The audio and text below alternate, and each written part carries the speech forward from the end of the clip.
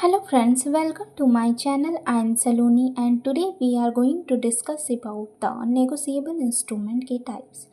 तो जैसे कि हमने पिछले वीडियो में नेगोशिएबल इंस्ट्रूमेंट समझा था कि नेगोशिएबल इंस्ट्रूमेंट जो होता है वो बेसिकली उसका मीनिंग क्या होता है, उन सभी को हमने अच्छे से क्लियर किया था। तो हमने कहा था कि हम इसके नेक्स्ट वीडियो में इसके टाइप्स को क्लियर करेंगे कि नेगोशिएबल इंस्ट्रूमेंट के टाइप्स होते क्या है और उनका मीनिंग क्या है। तो बेसिकली द नेगोशिएबल इंस्ट्रूमेंट में 3 तरह के इंस्ट्रूमेंट आते हैं: promissory note, bills of exchange and check.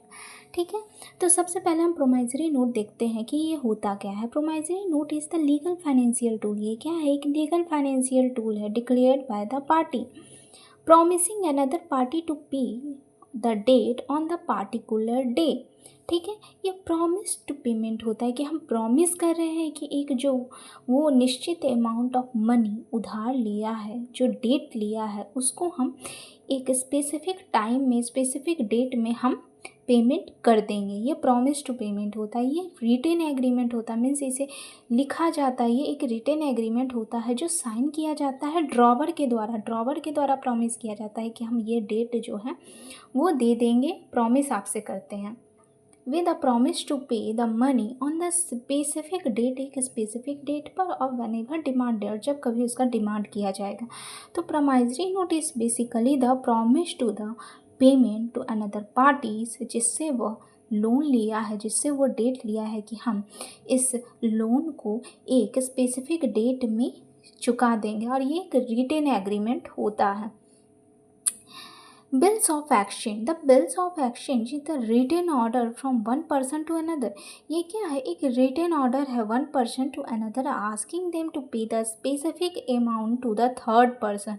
Bills of exchange में थर्ड पर्सन का इंक्लूडेड हो जाता है ऑन द सेट डेट है कि हम बिल्स ऑफ एक्सचेंज में हम इसमें थर्ड पर्सन को एक स्पेसिफिक अमाउंट ऑफ मनी चुकाते हैं। और cheque is always drawn on the bank. Cheque जो है बैंक के द्वारा होता है, लेकिन बिल्स ऑफ एक्सचेंज बैंक के द्वारा भी होता है और अनदर पर्सन के द्वारा भी होता है और ऑर्गेनाइजेशन के द्वारा होता है। तो बिल्स ऑफ एक्सचेंज एक रिटेन ऑर्डर होता है जिसमें हम यह स्पेसिफाई करते हैं कि हम ये जो स्पेसिफिक अमाउंट ऑफ मनी है थर्ड पर्सन को दे देंगे।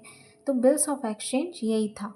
And cheque is the negotiable instrument instructing the financial institutions to pay the specific amount of the specific currencies from the specified transaction account held in the drawer name with the institution। इसमें हम एक specific amount को specific currencies में, means rupees, dollar, जिसमें भी specific currencies में specified transactional account में, एक स्पेसिफाइड कि इसी अकाउंट में ये डालना है, उसमें ड्रॉवर में, ठीक है, ड्रॉवर के द्वारा उसका नेम और इंस्टीट्यूशन सब कुछ उसमें चेक में लिखा रहता है कि हमें इस पार्टीज़ को देना है एक फिक्स अमाउंट, और ये बेसिकली बैंक के द्वारा किया जाता है चेक।